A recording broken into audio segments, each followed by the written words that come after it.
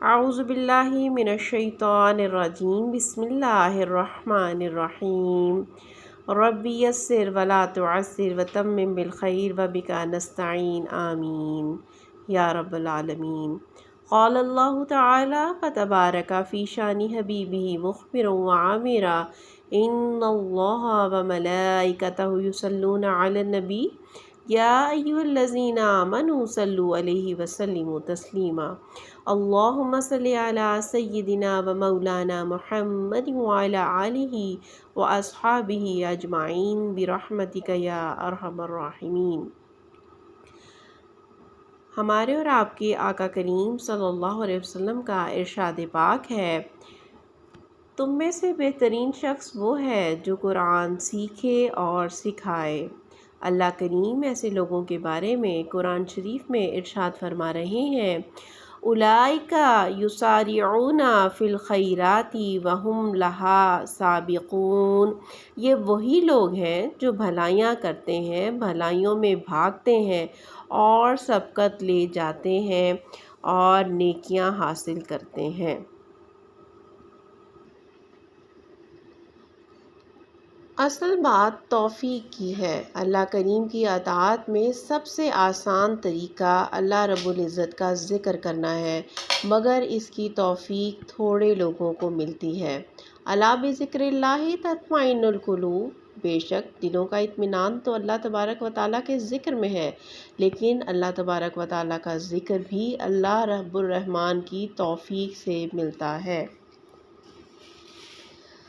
اللہ کریم سے دعا ہے کہ ہمیں قرآن سیکھنے میں اللہ تبارک و تعالیٰ ہمارا معاون و مددگار ہو جائے اور ہمیں حق قرات کے ساتھ قرآن کریم پڑھنے کی توفیق عطا ہو۔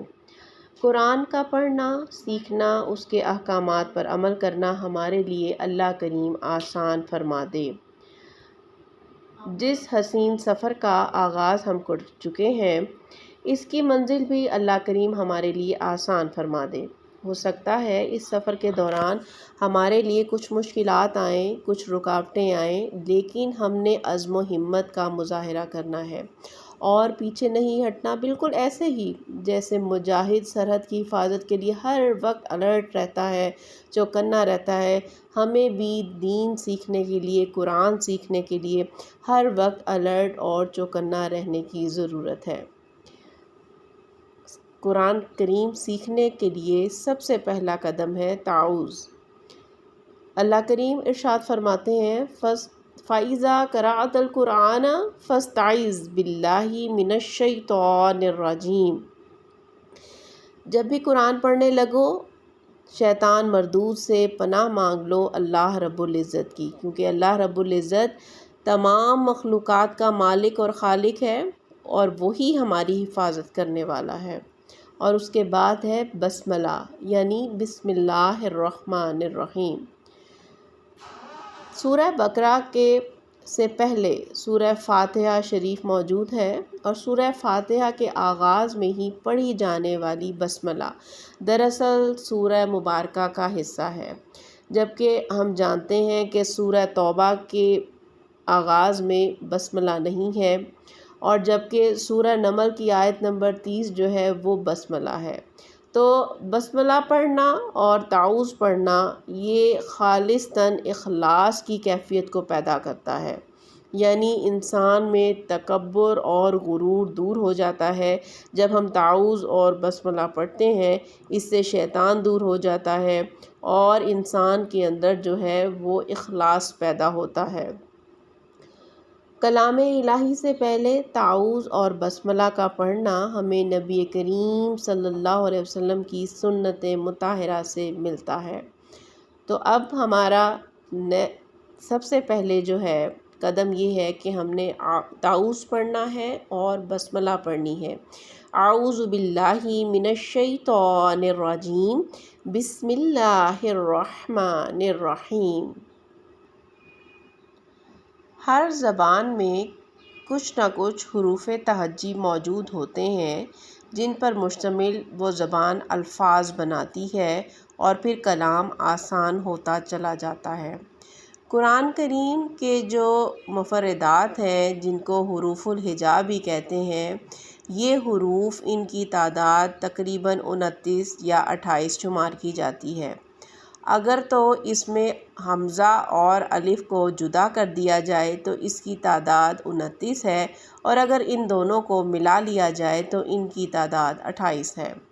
حروف الہجا یعنی مفردات، ان کی مختلف صفات ہیں، اور اگر ان کو ان کی صفات کے حساب سے ادا نہ کیا جائے تو ان کی ادائیگی ناممکن اور مشکل ہو جاتی ہے۔ آپ کے سامنے موجود ہیں مفردات حروف الہجا: الف، با، تا، ثا، جیم۔ اب ان کی مختلف مخارج ہیں، ان کو مختلف مخارج کے ساتھ نکالا جاتا ہے۔ کچھ حروف سیٹی والے ہیں۔ آپ کو نظر آ رہا ہوگا اسکرین پر کہ کچھ حروف نرمی سے ادا ہوتے ہیں، کچھ حروف قلقلہ والے ہیں، کچھ حروف جو ہیں وہ حلق سے ادا ہونے والے ہیں، حروف حلقی ہیں، کچھ حروف کو موٹا ادا کیا جاتا ہے، اور کچھ حروف ہم آواز ہوتے ہیں۔ انشاءاللہ تبارک و تعالی ہم اللہ تبارک و تعالی کے خاص فضل و کرم سے ان تمام حروف کی صفات کو جاننے کی کوشش کریں گے۔ ہم اپنے پہلے سبق میں آغاز کرتے ہیں اعوذ باللہ من الشیطان الرجیم، بسم اللہ الرحمن الرحیم۔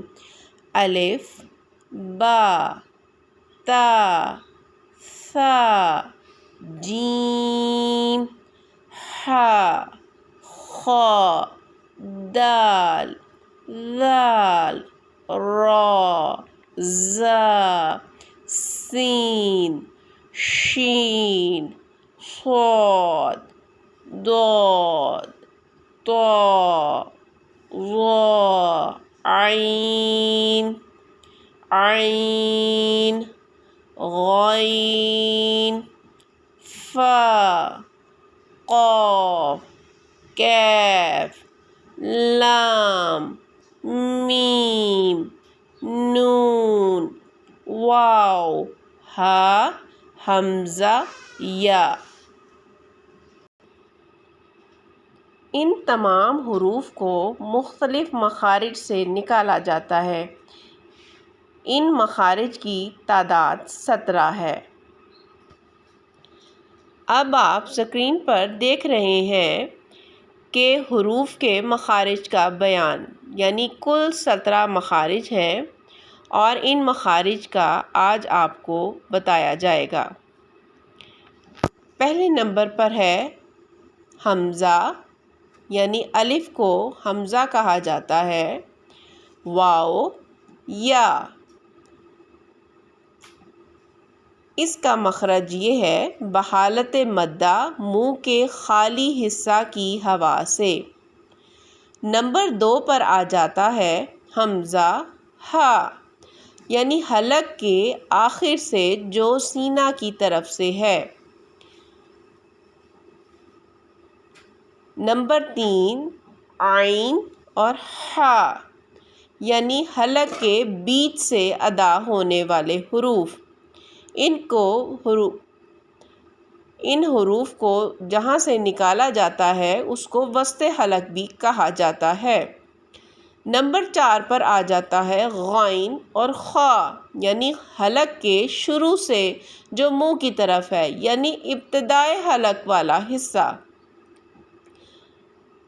نمبر 5 پر آ جاتا ہے قاف، قلم والا قاف، زبان کی جڑ کا آخر جو کوے کے پاس سے ہے اور اوپر کے تالو سے لگا ہوتا ہے، یعنی اس کو اگر آسان لفظوں میں کہیں تو زبان کی جڑ اور تالو کا نرم حصہ۔ نمبر 6 پر آ جاتا ہے کیف، یعنی کتاب والا کاف، اور یہ اسی جگہ سے نکلتا ہے لیکن ذرا منہ کی طرف ہٹ کر۔ اس کے بعد آ جاتا ہے نمبر 7 پر جیم، شین اور یا۔ جب زبان کا بیچ تالو کے بیچ سے لگے تو یہ حروف ادا ہوتے ہیں۔ اس کے بعد نمبر 8 پر آ جاتا ہے دعاد۔ دعاد جو ہے وہ زبان کی کروٹ جب اوپر کی داڑھوں سے لگتی ہے تو بائیں کروٹ سے نکلنا آسان ہوتا ہے، دائیں طرف سے مشکل اور دونوں طرف سے ایک ساتھ نکالنا ناممکن یا انتہائی مشکل ہوتا ہے، تو اس کو ادا کرتے ہیں دعاد۔ نمبر 9 پر آ جاتا ہے لام۔ لام کی کروٹ جو زبان کی کروٹ ہے آخر سے جب زبان کی نوک تک کے حصے سے اوپر کی چاروں داڑھوں یا دانتوں یا مسوڑوں سے لگتی ہے تو ادا ہوتا ہے لام۔ نمبر 10 پر آ جاتا ہے نون۔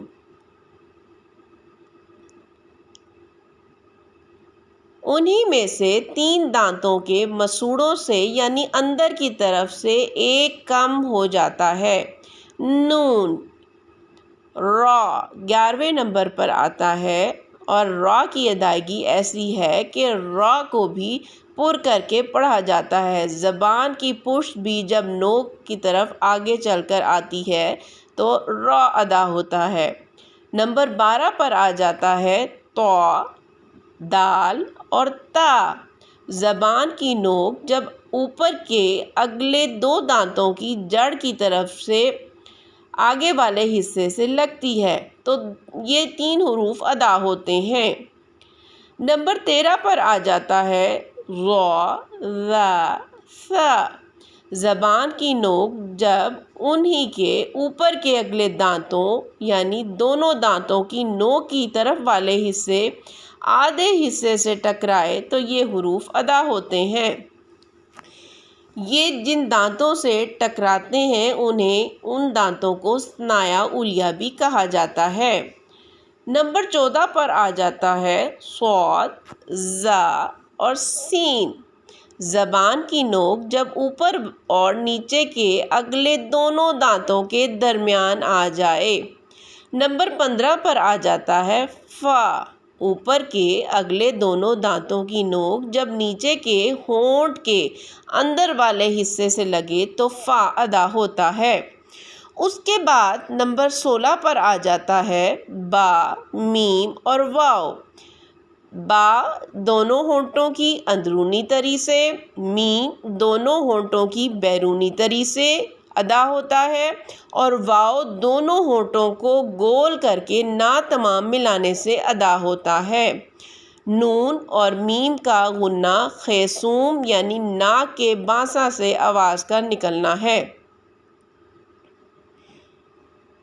ان مخارج کے جان لینے کے بعد اب دوبارہ سے ہم حروف الہجا یعنی مفردات کی مشق کریں گے۔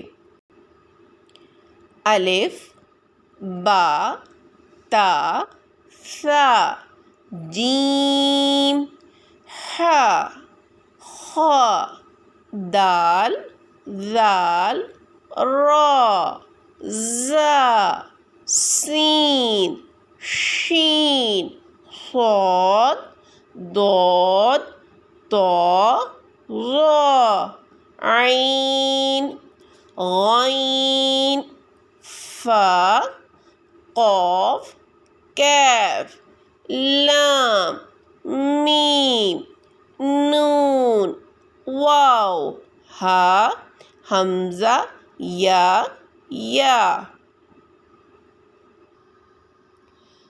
امید واثق ہے کہ آپ تمام ساتھیوں نے ان حروف کے بیان کو سمجھ لیا ہوگا اور انشاءاللہ تبارک و تعالی آپ اس کی مشق کرتے رہیں گے۔ اللہ تبارک و تعالی سے دعا ہے کہ اللہ تبارک و تعالی ہمارے اس سفر کو آسان فرمائیں اور ہمارے لیے قرآن کا پڑھنا آسان فرما دیں۔ سبحانک اللہم و بحمدک اشہد ان لا الہ الا انت استغفرک و اتوب الیک۔ بارک اللہ لی و لکم فی القرآن العظیم و نفعنی و ایاکم و بالآیات و ذکر الحکیم۔ صدق اللہ العظیم۔ السلام علیکم ورحمۃ اللہ وبرکاتہ۔